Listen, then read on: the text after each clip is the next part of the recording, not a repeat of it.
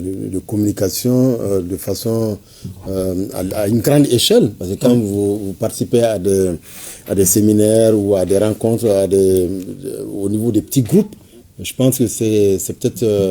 c'est important, mais il faut peut-être une communication beaucoup plus large. Nous le faisons de sa création. La PDP, elle a été créée certes par la loi de 2013, mais elle a été instituée en 2015. De 2015, à partir du lancement, nous avons eu 10 ans l'année dernière. Donc à partir de 2015 à aujourd'hui, c'est-à-dire pratiquement nous avons sillonné toutes les régions, excepté quelques-unes, et nous avons organisé, c'est-à-dire au niveau de beaucoup de ces régions-là, des journées d'information et de sensibilisation. Et quand on avait lancé nos activités, nous avons réuni, c'est-à-dire les fêtières, certaines fêtières, pour ne pas dire pratiquement, et nous avons participé à la journée de beaucoup de fêtières, que ce soit l'ordre des médecins, l'ordre des pharmaciens, que ce soit... Et vous intervenez aussi sur des radios, sur des chaînes de télévision. Oui. Nous avons une direction de la communication très dynamique qui vraiment fait le maximum dans l'information et de la sensibilisation des citoyens, comme c'est une obligation aussi qui pèse sur la PDP, puisque nous, comme je l'ai dit, nous évoluons dans un système, dans un domaine qui est vraiment en constante évolution. C'est très important de donner la bonne information parce qu'aujourd'hui, vous voyez, sur l'espace numérique, il y a vraiment la méconnaissance des obligations et des droits. Voilà, c'est pas parce que les gens veulent... en tout cas, il y a cette méconnaissance, donc c'est très important. Il faut les informer. Voilà, donc il faut les informer, leur donner la bonne information en matière... voilà. Vous travaillez avec vous dites que vous travaillez avec l'Instat, mais vous travaillez avec quelle autre structure? Des structures qui vous permettent justement de contrôler, parce que vous avez une mission de contrôle, et des structures qui vous permettent de contrôler la protection des données personnelles. Bon, la PDP, c'est une autorité administrative indépendante, donc un service public, voilà, donc qui travaille pratiquement avec toutes les structures publiques, voilà, donc ainsi que les structures privées, puisque l'État même dans la loi portant protection a fait obligation, c'est fait obligation, que ce soit à travers ces départements, donc de saisir la PDP lorsque ils veulent mettre en place des traitements, notamment la collecte, le recensement en fait partie, ça constitue un traitement de données à caractère personnel. Lorsque l'État même doit mettre en œuvre des traitements de données personnelles, l'État est tenu de saisir la PDP pour avis. L'État ne demande pas l'autorisation, mais l'État demande l'avis de la PDP à travers un projet de texte. Et aussi, les autres structures, nous avons adopté depuis un bon moment, c'est-à-dire la signature de conventions. L'année dernière, nous avons eu pratiquement nous avons signé une quinzaine de conventions avec beaucoup de structures.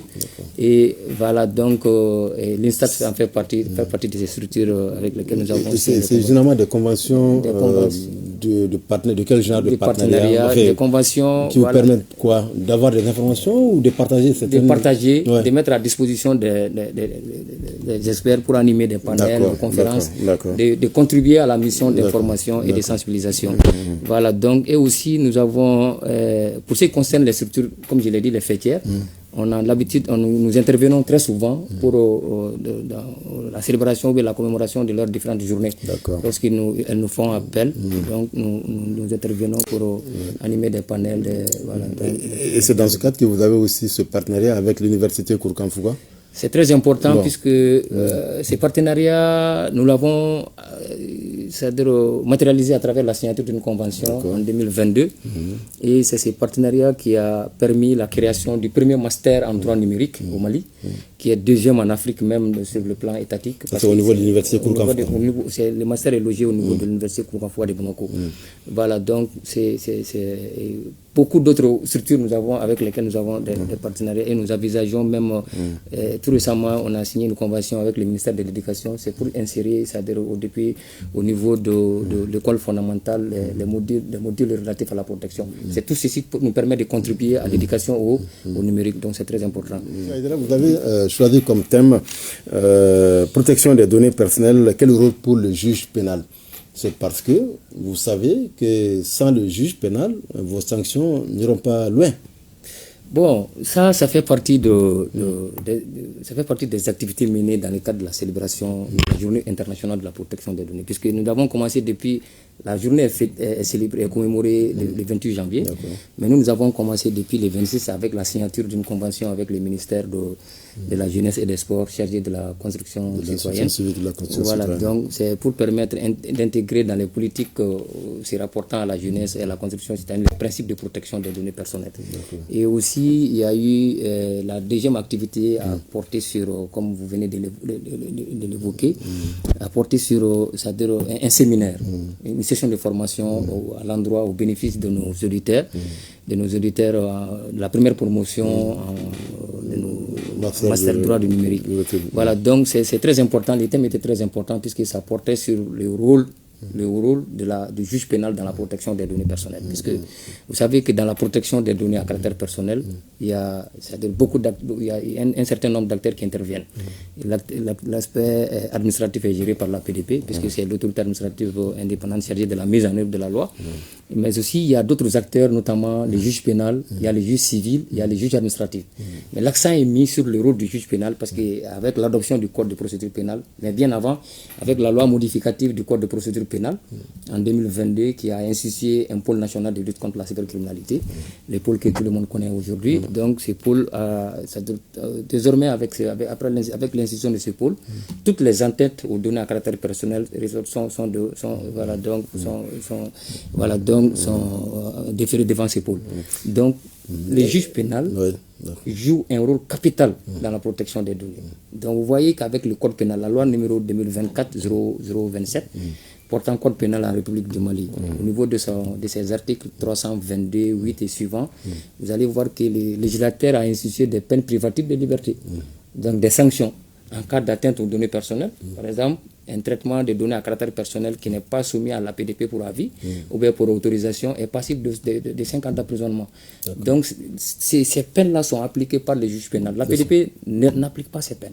Mais est-ce qu'il vous est arrivé de prendre des sanctions contre des personnes physiques ou des personnes morales? Oui, nous avons une jurisprudence très riche en la matière. Nous avons sanctionné beaucoup d'entreprises privées, des personnes physiques également, pour violation des données personnelles. Voilà, donc nous avons même eu à sanctionner des personnes physiques à 5 millions, des entreprises à 20 millions, à 18 millions, à 5 millions.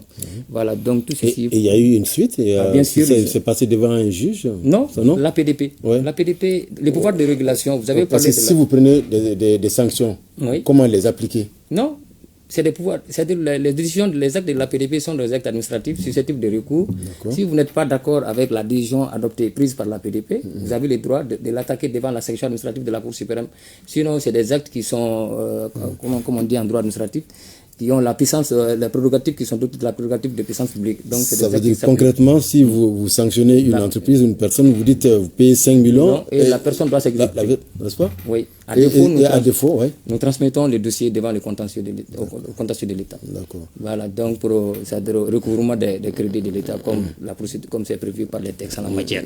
Voilà, sinon nous avons pratiquement les entreprises que nous avons eu à sanctionner, certaines d'entre elles ont attaqué les décisions de la PDP devant la section administrative de la Cour suprême, mais tout le temps les décisions de la PDP ont été confirmées. Donc elles ont pratiquement toutes payé. Celles qui n'ont pas encore payé, c'est-à-dire les dossiers sont en cours d'élaboration pour être transmis à qui de droit.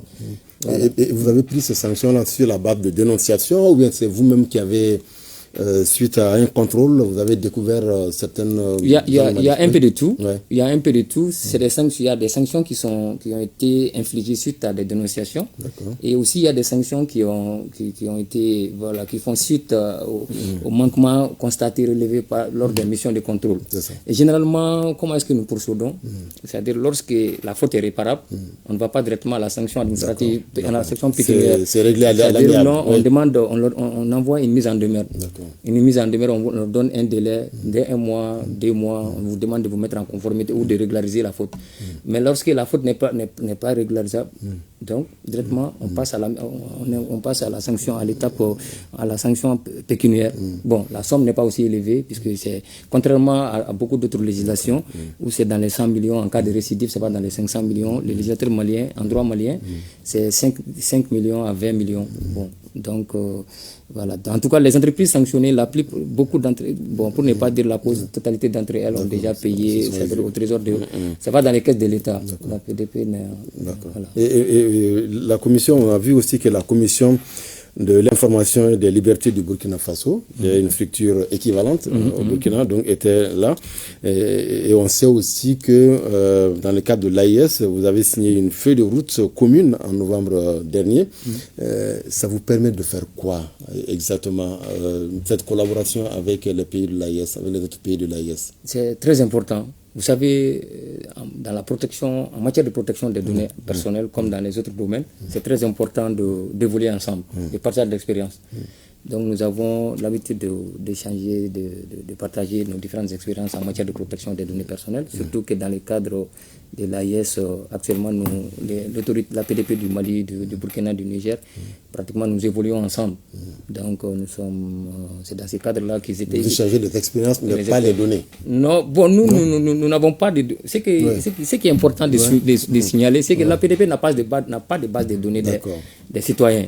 Donc nous contrôlons ce qui touche aux données, nous les obligeons à respecter la vie privée et des données personnelles. C'est-à-dire les principes que les législateurs maliens, les principes qui sont dans nos différents textes, qui doivent obligatoirement être observés, la PDP intervient pour le contrôle du respect de ces exigences-là. Sinon, nous ne échangeons pas de données. Les seules données que nous échangeons, c'est nos différents textes, nos différentes délibérations. Par exemple, la PDP peut être en avance dans certains domaines. Donc, on a l'habitude de partager et d'organiser des séminaires entre nous, autorités de protection des données. C'est vraiment fréquent. Et les webinaires, c'est dans ces cadres-là qui sont... Voilà, donc, la CIL du Burkina, le Niger devrait également être là, mais c'est que, voilà, donc, ils n'ont pas pu effectuer le déplacement. Voilà, donc c'est dans ce cadre-là que la CIL était présente, dans le cadre de la semaine du numérique, et voilà, et accompagner l'autorité du Mali dans le cadre de la célébration de la Journée mondiale de la protection, surtout qu'à travers les séminaires organisés au bénéfice de nos auditeurs, la première promotion du droit du numérique. Merci beaucoup, Monsieur Aïdara. Je vous remercie également, Monsieur Souganen. C'est la fin de cette émission. Merci à vous qui nous avez suivis. Tout de suite, le journal de 13h avec Aïché Baba Keïta. Excellent après-midi à toutes et à tous. Au revoir.